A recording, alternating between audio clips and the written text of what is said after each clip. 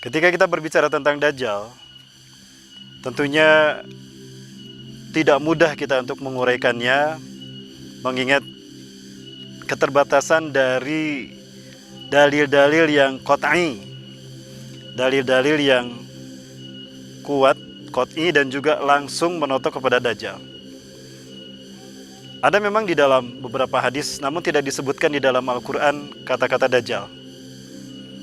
Kata-kata Dajjal kita dapati ada di dalam hadis.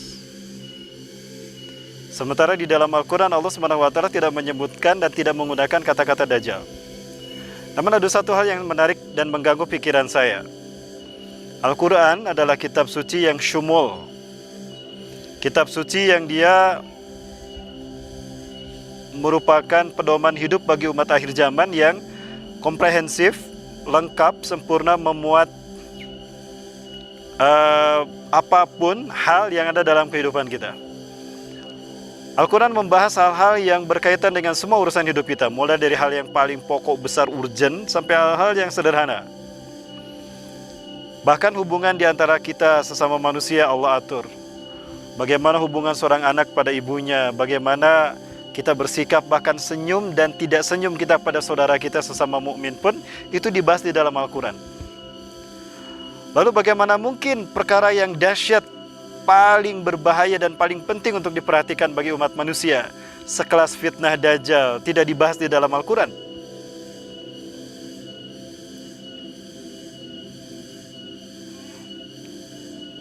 Hal yang sederhana saja dibahas di dalam Al-Quran, apalagi masalah Dajjal. Rasulullah SAW pernah menyatakan dalam salah satu hadis sahihnya, "Innahu lam takun fitnatun munzu zara'allahu dzurriyyata adama ila qiyamis sa'ah fitnatun a'zamu minad dajjal." Sesungguhnya tidak ada satu fitnah sejak Allah Azza wa Jalla menciptakan, melahirkan anak cucu Adam dan keturunannya di muka bumi ini sampai hari kiamat nanti,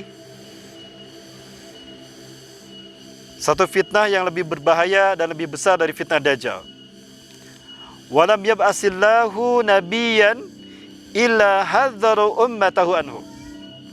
Dan tidaklah Allah Azza wa Jalla mengutus seorang nabi pun, melainkan nabi dan rasul itu memperingatkan kaumnya, hati-hati dengan fitnah Dajjal. Ya. Maka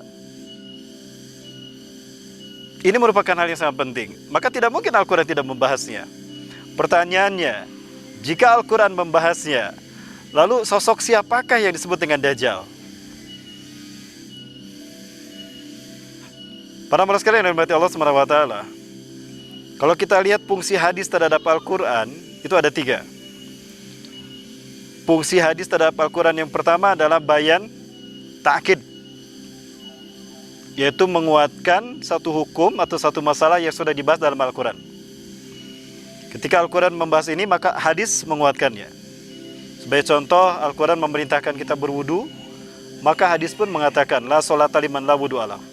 Tidak sah sholat seseorang yang tidak wudu. Hadis ini menjadi penguat kepada ayat Al-Quran. Yang kedua, bayan tafsir. Ketika Allah menjelaskan satu masalah, hadis ikut menguraikannya, hadis ikut menjelaskannya. Atau juga dikenal dengan fungsi bayan tafsir, merinci apa yang ada di dalam Al-Quran. Sebagai contoh, Allah tidak menyebutkan di dalam Al-Quran sholat duhur 4 rakaat, subuh 2 rakaat, enggak. Dimana kita tahu sholat subuh 2 rakaat, duhur asar 4 rakaat, maghrib 3 rakaat, isya 4 rakaat, itu dari hadis. Nah, ini fungsi hadis, bayan tafsir dan ta'kid. Ketika Al-Quran tidak membahas tentang Dajjal secara eksplisit, maka hadis membahasnya. Ada metode yang saya gunakan seperti metode ijtihad, metode qiyasi. Ketika Al-Quran dan Sunnah tidak membahas tentang narkoba, maka kita bisa mencari hukum sesuatu yang sama nilainya, beratnya, jenisnya dengan narkoba. Maka kita melakukan pendekatan qiyasi. Di dalam Al-Quran ada pengharaman khamr. Nah, ternyata sifat-sifat khamr, efek buruk khamr, ini sama dengan narkoba. Menghilangkan akal manusia, akal sadar manusia, dan dia berbahaya. Maka diambillah qiyas, hukum narkoba sama dengan hukum khamr. Di dalam hadis dibahas sosok Dajjal. Disebutkan ciri-ciri Dajjal, karakter Dajjal, dan bahaya fitnahnya. Sementara di dalam Al-Quran ada sosok yang perilakunya mirip Dajjal dan dia bernama Samiri. Maka metode kias ini juga bisa untuk kita lakukan. Menurut saya bagus untuk kita lakukan dalam pendekatan siapa Dajjal yang dibahas dalam Al-Quran. Maka kita mendapatkan korelasi antara karakter Samiri di dalam Al-Quran dan karakter Dajjal di dalam hadis. Sehingga saya menyimpulkan, dan mohon maaf jika salah, mudah-mudahan Allah mengampuni saya dan membimbing saya, sehingga saya bisa memperbaiki pernyataan ini, bahwa kemungkinan besar sosok Dajjal yang disebutkan dalam hadis di dalam Al-Quran diwakili oleh figur Samiri. Diwakili oleh figur Samiri. Ya. Kemudian Rasulullah SAW menyebutkan bahwa Dajjal ini adalah bahaya bagi para nabi dan rasul. Bahaya bagi para umat nabi dan rasul. Maka para nabi dan rasul memperingatkan tentang bahaya Dajjal pada kaumnya. Seolah-olah Dajjal akan muncul di zaman mereka. Yang notabene sebetulnya kalau kita lihat, kemunculan Dajjal itu merupakan tanda dekatnya kita dengan hari kiamat. Artinya, Dajjal muncul di akhir zaman. Nah, ketika Dajjal dinyatakan dalam hadis menjadi satu dari 10 tanda besar kiamat, muncul di akhir zaman, tentu dia akan membawa fitnahnya. Nah, di sini kita mengenal ada fitnah Dajjal, ada Dajjal. Maka tidak salah ada yang mengatakan Dajjal itu fomeo sifat, itu fitnah Dajjal. Dia benar. Tapi jangan salahkan juga yang mengatakan kalau Dajjal itu sosok manusia. Itu juga benar. Kedua-duanya benar. Ada fitnah Dajjal yang kemudian disebut fomeo, ada juga Dajjal secara pribadi sosok manusia. Nah, maka ada banyak hal yang harus kita lakukan untuk coba kita mengambil benang merah terkait dengan Dajjal. Pertama, membahas ayat per ayat yang terkait dengan Samiri dan fitnah-fitnah yang terjadi di zaman Nabi Musa alaihissalam, juga Nabi Isa alaihissalam. Kedua, membahas hadis-hadis yang terkait dengan Dajjal. Dan yang ketiga, kita membutuhkan fiqhul waqi', fikih kontemporer atau fikih kekinian. Karena kalau Dajjal disebutkan muncul di akhir zaman, maka fitnahnya tentu mengambil modus kekinian. Tidak mungkin fitnahnya fitnah modus kekunoan. Artinya, dinamika hidup manusia akhir zaman ini itu merupakan bagian dari fitnah Dajjal. Maka kita membutuhkan fikih kontemporer, fikih kekinian, fiqhul waqi' untuk membahas tentang Dajjal. Baik, saya coba menggabungkan untuk mencari benang merah siapa sebetulnya Dajjal. Sebelumnya saya pernah membahas tentang Samiri. Suatu hal yang menarik ketika Nabi Musa alaihissalam menerima perintah Allah untuk kaumnya bertobat setelah menyembah patung anak sapi. Kaum yang menyembah patung anak sapi dibunuh, sementara Samiri biang keroknya diusir. Kenapa tidak dibunuh pula? Karena yang membunuhnya ternyata bukan Nabi Musa alaihissalam. Maka Nabi Musa hanya mengusir saja, jauh dan jangan datang lagi, ya, dan jangan lagi menguji kaumnya.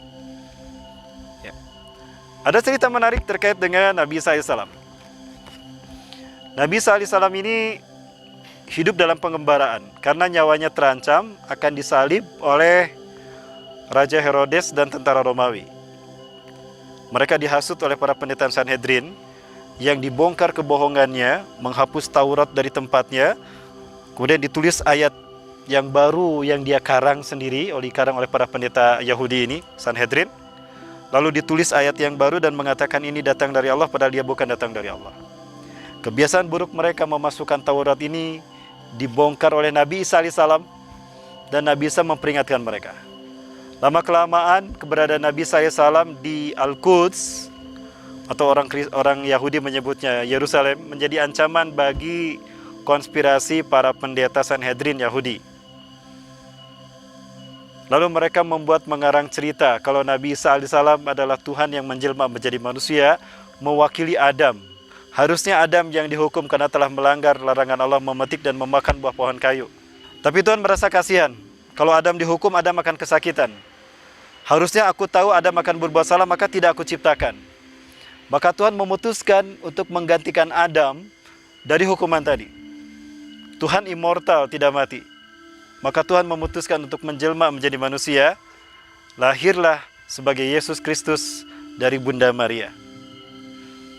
Kelahiran Yesus Kristus untuk menebus dosa manusia, menggantikan Adam atas hukuman yang telah dilakukan, kesalahan yang telah dilakukannya, sebagai hukuman atas kesalahan yang dilakukannya. Maka lahirnya Tuhan dalam bentuk Yesus Kristus atau Nabi Isa tanda petik, ini harus dituntaskan sebagai hukuman pengganti menebus dosa manusia.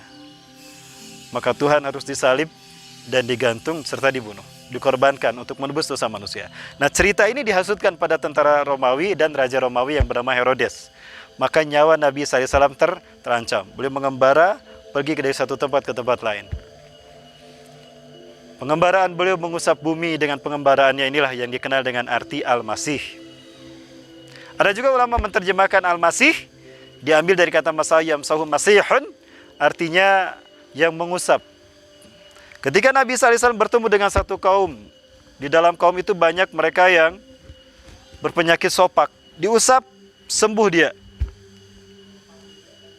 Ada kaum yang buta sejak lahir, diusap matanya sembuh. Padahal Nabi Isa saat itu berusia mungkin 12 tahun. Maka mereka bertanya, siapa engkau nak? Kemampuanmu adalah kemampuan Tuhan. Manusia tidak bisa melakukan seperti ini. Siapa engkau wahai Isa? Wahai Al-Masih. Nah, disitulah kesempatan Nabi Isa mengatakan pada kaumnya, aku Isa bin Maryam, aku Nabi dan Rasul Allah. Aku diutus untuk menjadi Nabi dan Rasul bagi kalian. Maka berimanlah padaku. Ikutilah aku menyembah Allah dan tidak mempersekutukan Allah. Maka kalian akan selamat dunia dan akhirat. Ringkas cerita, Iwafillah Rahmakumullah. Allah Azza wa Jalla menyampaikan kepada Nabi SAW bahwa ada dari antara kaumnya yang beriman, itu yang akan berkhianat. Dan sosok ini dikatakan oleh Nabi Isa, hati-hati, di antara kalian ada yang berkhianat padaku, dan dia akan menggantikan tempat kedudukanku. Qadarullah, ada sosok yang ke-13. Ya, padahal pengikut Nabi Isa, Hawariyun itu cuma 12 orang. Ada sosok yang ke-13 yang bernama Yudas Iskariot. Barnabas yakin, Yudas inilah orang yang berkhianat pada Nabi Isa dan menggantikan tempat kedudukan Nabi Isa di tiang salib. Dan Yudas inilah Samiri di zaman Nabi Musa. Dia berganti-ganti nama, ya.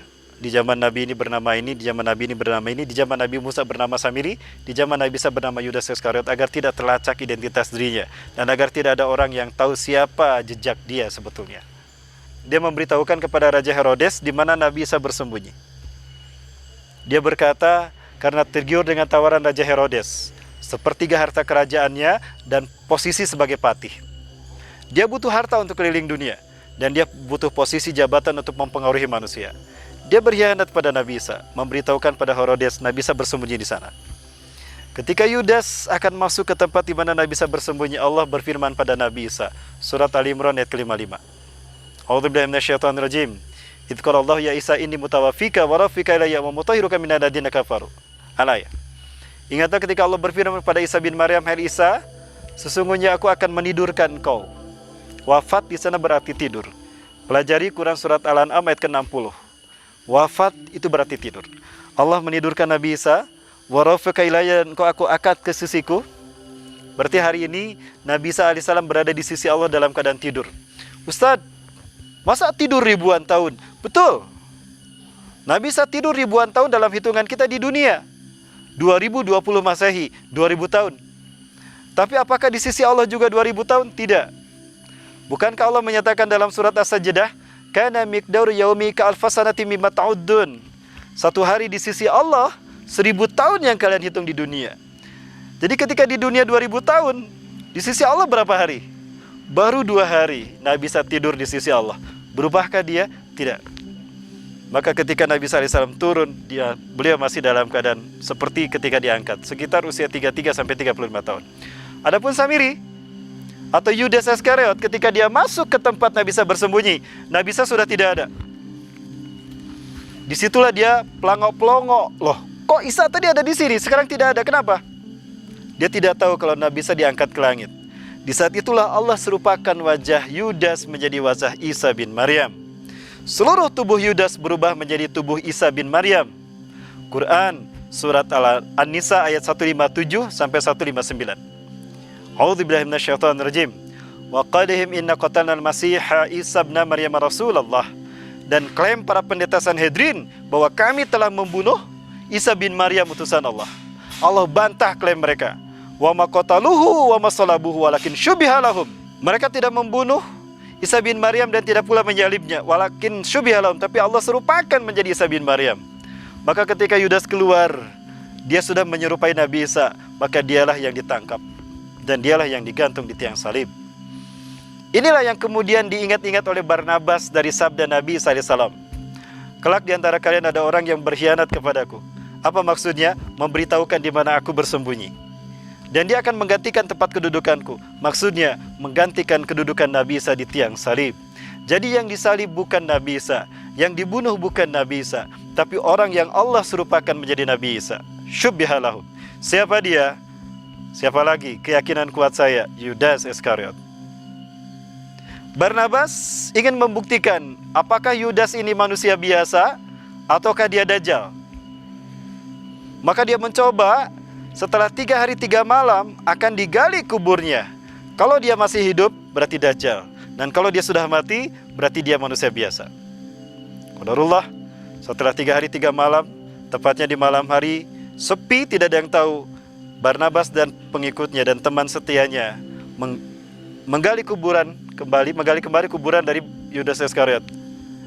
Sebelum digali kuburannya, Allah kembalikan wajah Isa bin Maryam kepada wajah Yudas Iskariot, sehingga keluar cahaya yang kemudian membentuk sketsa wajah beliau, Nabi Isa, di kain kafan ini, dengan tintanya sebagai pembentuk sketsa wajah Nabi Isa berupa darah yang dari luka-luka Barnabas.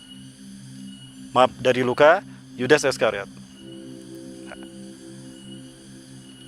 Ketika digali setelah 3 hari 3 malam, Barnabas menemukan bahwa Yudas ternyata masih hidup. Satu clue kalau Yudas adalah dajjal telah didapatkan. Clue yang terakhir, Barnabas menunggu pengakuan Yudas Iskariot sebagai Nabi SAW. Dan ternyata itu terjadi. Di saat Barnabas bekerja dengan perkakasnya, setelah bertahun-tahun dia mengobati Yudas Iskariot dan Yudas pun sembuh. Yudas datang menghampiri Barnabas dan berkata, "Hei Barnabas, lihatlah aku. Aku adalah Isa bin Maryam, Nabi dan Rasulullah. Berimanlah padaku, ikutlah padaku." Itu clue yang kedua yang dibutuhkan Barnabas untuk meyakini kuat kalau Yudas adalah Samiri, dia adalah dajjal. Maka diusir sama Barnabas, tidak dibunuh. Kenapa? Sebagaimana Nabi Musa tidak membunuhnya, karena yang membunuhnya adalah Nabi SAW di akhir zaman. Para hamba Allah yang dirahmati Allah Subhanahu wa taala, ada satu hal yang menarik terkait dengan dajjal, dan ini menjadi clue bagi kita. Kalau yang digantung di tiang salib itu dajjal. Kenapa demikian? Terkait dengan hadis tadi yang pertama saya sampaikan. Sesungguhnya tidak ada fitnah yang lebih besar sejak Allah menurunkan anak cucu Adam, melahirkan dari Adam dan anak cucunya manusia. Kemudian juga Allah bentangkan waktu mereka sampai akhir zaman, satu fitnah yang lebih besar daripada fitnah dajjal. Yang menarik adalah ada satu kata-kata Rasulullah SAW di sini. Wal yaum sa'aqulu lakum ma lam yaqulhu min qabl. Hari ini akan aku katakan pada kalian sesuatu terkait dengan dajjal yang para nabi dan rasul belum pernah menyampaikannya. Apa itu? Berarti ada informasi terkait dajjal yang para nabi dan rasul tidak mengetahuinya. Cuma Rasulullah yang tahu. Apa itu? Rasulullah SAW mengatakan, "Innahu a'war wallahu laysa bi'awar." Sesungguhnya dia pecak sebelah mata kanannya. A'war di sana bukan buta. Ada orang matanya normal tidak melihat disebutnya buta. Ini bukan buta semata, tapi pecak, artinya matanya hancur. Ya. Pertanyaannya, kenapa cuma Rasulullah SAW yang menyebutkan? Pada Nabi dan Rasul tidak menyebutkannya, bahkan Nabi Isa pun tidak menyebutkan tentang dajjal seperti ini. Artinya para Nabi dan Rasul sebelum Rasulullah SAW mengetahui kalau dajjal dua matanya, normal kedua matanya. Lalu kapan dajjal disebut bermata satu? Dajjal kehilangan matanya ketika dia disalib sebagai Yudas Iskariot sebelum Allah serupakan menjadi, ketika Allah serupakan menjadi Nabi SAW. Dia disalib. Ketika dia disalib, dia melihat Nabi Isa diangkat ke langit. Di situ dia berseru kepada Nabi SAW, "Eli Eli lama sabakhtani, Tuhanku, Tuhanku, kenapa kau tinggalkan aku?" Oh, berarti Yudas Iskariot melihat Nabi Isa fisiknya diangkat ke langit. Berarti Nabi Isa diangkat dengan fisiknya, bukan hanya ruhnya. Yang kedua, ketika dia arak ke Bukit Golgota, Bukit Tengkorak, Herodes memegang pedang di tangan kanannya, Old Testament di tangan kirinya. Pedang itu ditusuk-tusukan ke tubuh Yudas Iskariot yang dikira Yesus Kristus, yang dikira Nabi Isa. Ketika darah bercucuran dari tubuhnya Yudas, Yang dikira Nabi Isa orang-orang berebut darah dan diminum. Ketika ada daging terkelupas diambil lalu dimakan. Ini menjadi bagian dari salah satu agama yang ada di dunia ini. Karena mereka berkeyakinan, apabila ada bagian tubuh Yesus Kristus bersatu dalam tubuh mereka, mereka tidak akan disentuh api neraka. Yang menarik di sini adalah salah satu tusukan pedangnya Herodes menusuk mata kanan Yudas Iskariot. Inilah yang cuma Rasulullah menyebutkannya. Kenapa cuma Rasulullah yang menyebutkannya? Karena peristiwa tertusuknya mata kanan Yudas Iskariot terjadi setelah Nabi Isa alaihissalam diangkat ke langit. Lalu siapa yang memberitahukan kepada manusia kalau Dajjal pecak mata kanannya? Tentunya hanya Rasulullah SAW. Ini yang saya tegaskan. Rasulullah bersabda, "Sa'aqulu lakum al-yawm ma lam yaquluhu min qabl." Hari ini aku akan katakan pada kalian sesuatu terkait Dajjal yang para nabi dan rasul belum mengatakannya. Dia pecak mata kanannya dan Allah tidak pecak. Dajjal kehilangan mata kanannya ketika dia disalib. Maka ini yang membuat saya yakin kalau yang disalib itu adalah Dajjal. Dan dia Allah tangguhkan usianya sampai akhir zaman.